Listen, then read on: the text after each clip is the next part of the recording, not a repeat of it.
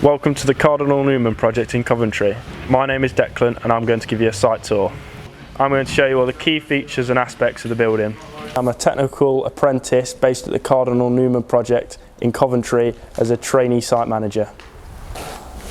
I assist with the day-to-day activities that occur on site. I work directly under the project manager who delegates tasks for me to complete. That may be looking after aspects of the health and safety on site or ensuring the quality is up to standard.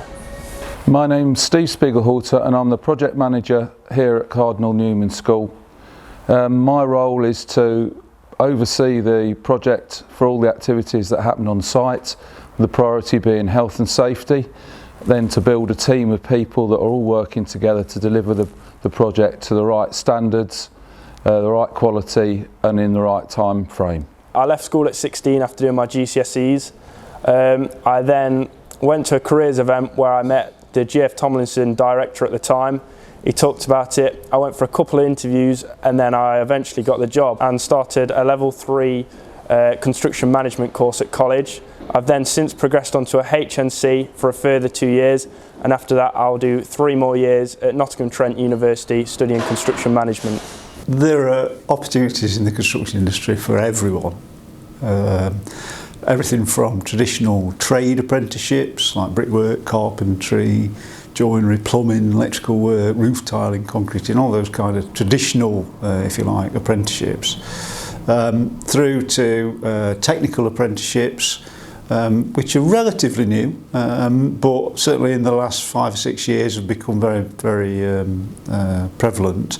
So that's similar to a traditional craft apprenticeship, but it's for a professional qualification, so it's up to degree level, and it would be on something like quantity surveying or construction site management or construction site engineering. Or there's also graduate level entry for those similar professions and jobs as well. So there's something for everyone in construction.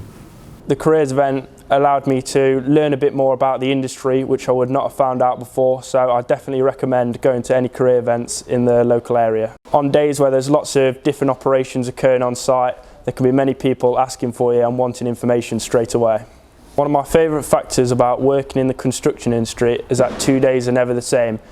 Every day is different on site. You'll always have different problems to overcome and different people to meet. The main operations was the ground floor slab. Before pouring this, reinforcement was installed and checked by the groundwork supervisor. After the concrete slab was poured, it is smoothed over using an easy float. I have then checked this at every stage to make sure it is up to specification. As part of the groundworks package, the main section of the build was the ground floor slab. How much concrete do you think was used during this operation? My name is Ben Wright and I'm from Seymour Harris Architects, and we are the architects for the project, which means we're the lead designers. We've also coordinated all the other bits of the building as well, and all the other designers' work, so the engineers and the mechanical services and things. We make sure that those are all going to fit inside the building that we've designed and that it's going to meet the client's requirements. The design process for this building in particular involved a series of meetings with the senior leadership of the school, where we showed them some initial ideas, we discussed where they might want to site the building, and then we worked from there to work out how big the building needed to be, and then developed the overall shape and then the various elevations, and gradually built up the levels of detail more and more as we got through and further into the design.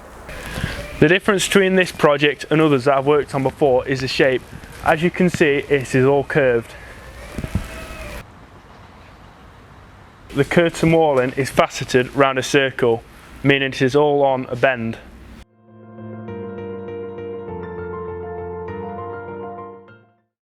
Behind me, all the bricks produced were handcrafted in Belgium. These bricks all follow a monk bond pattern.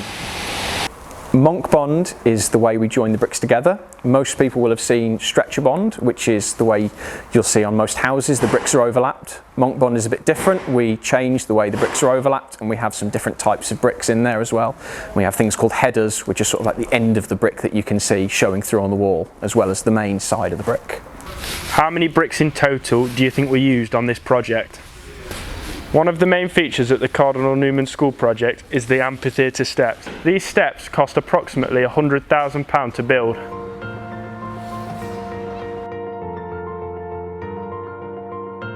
This is a special type of plasterboard. It has been produced by British Gypsum and it has slots in the back to allow it to curve round this staircase. Our staircase is midway through construction. These stairs appear to be floating but are connected to the central column. The staircase, which is pretty special, it looks like it's floating in the space. It's got a great big curvy wall in the very middle of it, and then the staircase itself actually hangs off that wall and appears to be totally unsupported by some clever bits of engineering. So it's quite a special little staircase.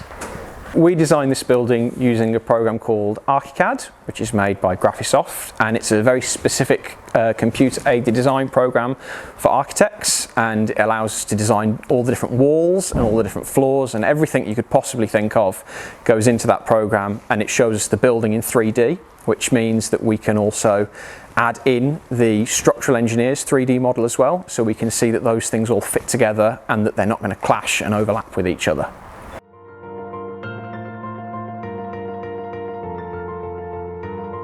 This is one of the columns. The bottom half of the column is made out of concrete and was made using a formwork up to that height there. Above this is Glasrock reinforced plaster. Inside this curved elevation there is metal studding which will then be boarded out. So in terms of energy efficiency and eco-friendly things with this building, there's a number of inbuilt things. We've made sure that the building doesn't lose too much heat and doesn't waste energy, and that's a basic requirement that all new buildings have to meet. But then above and beyond that, we've also done things in terms of the way the sun comes into the building, because the sun heats up the building, but we don't want it to heat it up too much so that we have to waste energy in trying to cool the building back down. So the glazing on the south side, which is where the sun comes in for the main part of the day, has got fritting on it, which is like a pattern across the glazing where the light doesn't come through, and that pattern says the name of the school in Morse code, so it's a bit of added interest as well as working for the building in an eco-friendly way. Above me is mechanical and electrical works worth over £800,000. There is electrical cable and also ducting above. This is for the ventilation system. Like many of the trades on site, this work is produced by a subcontractor to GF Tomlinson.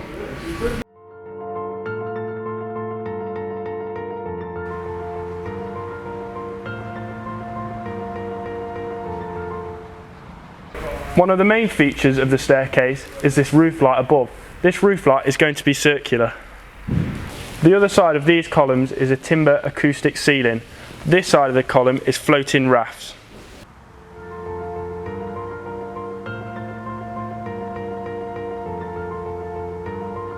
The other roles in the design process involve a structural engineer who makes sure the building's going to stand up, a mechanical and electrical engineer who makes sure that all the services are going to work, so that's the drainage, the water supply, the electricity, the Wi-Fi, all those sorts of things. And then we also have a quantity surveyor who's making sure that we're building a building that the client can actually afford, or at least we're designing a building they can afford, because that's obviously a key factor. We could design a massive building and if they can't afford it, it's just been a waste of our time. So those are the sort of four main ones. I'm Adam. I'm a member of the delivery team for GF Tomlinson at the Cardinal Newman project. I'm a quantity surveyor. I'm responsible for the managing of finances relating to the costs of the project, for example material buying, measuring work completed and carried out, and managing payments. Typically a professional qualification, for example degree level, is required to get into quantity surveying. Personally, I was on a training programme which involved day release, going to university and working 4 days a week, which I found quite useful because you actually get to be involved with day-to-day on a project and get work experience as well as learning and working towards a qualification. No two projects are the same, so every project you can come across something that you've not encountered before, different designs, different materials, different clients, different people. The key requirements for the building in my eyes is the aesthetics and the appearance, the quality and the finish of the materials used, and making sure that the school's budget allows that. One of the challenges I face on the scheme is managing both the architect's expectations and the design criteria against the budget that we've got to spend, and making sure that is reflected in our subcontractors' orders. So the training requirements for my job, currently as an apprentice, I go to college and study a quantity surveying course. To work on the site itself, you obviously need a CSCS card, which I've obviously done to be here. And then you can go on to any further training, whether that be uni or any other cards that you want to get within the job role. When I was at school, I didn't really understand the construction industry. I thought, it's bricklayers and carpentry work. So this is a really big difference from when I was at school, because I just went into like business admin and I thought, yeah, that's the way I want to go, that's the route I want to take. And then as I developed more in the company, I became a trainee quantity surveyor, and it's been a really big eye-opener for how it works on site and how we all work together to get a job done, whether it's small or large. So I'd say take the opportunity. Don't just think, oh yeah, I'm going to be stuck like this going forward. If you want to go do it, and don't let anything stop you. And obviously, as a woman in the construction, there's not a lot of us, but I wouldn't say let that stop you. Go out, get what you need to do.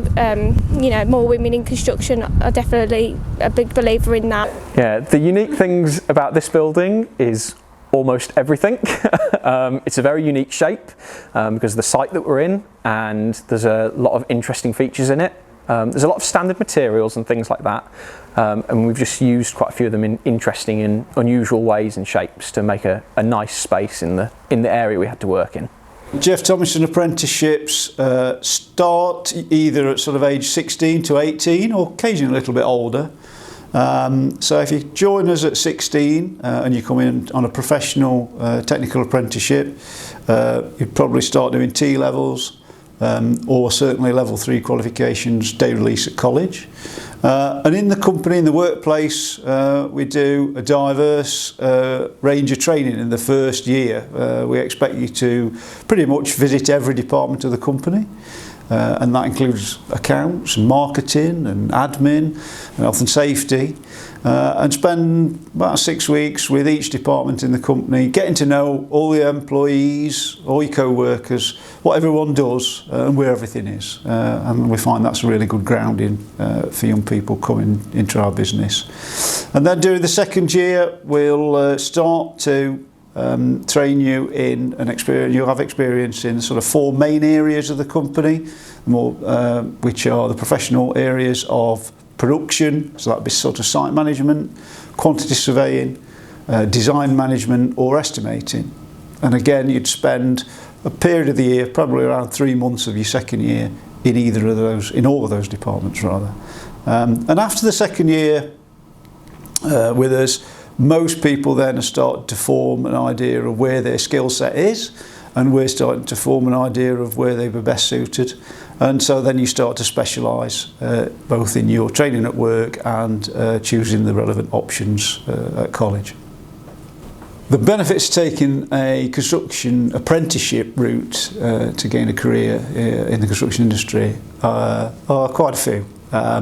Firstly, it's earning while you're learning. So from day one when you're on the job, you're getting paid.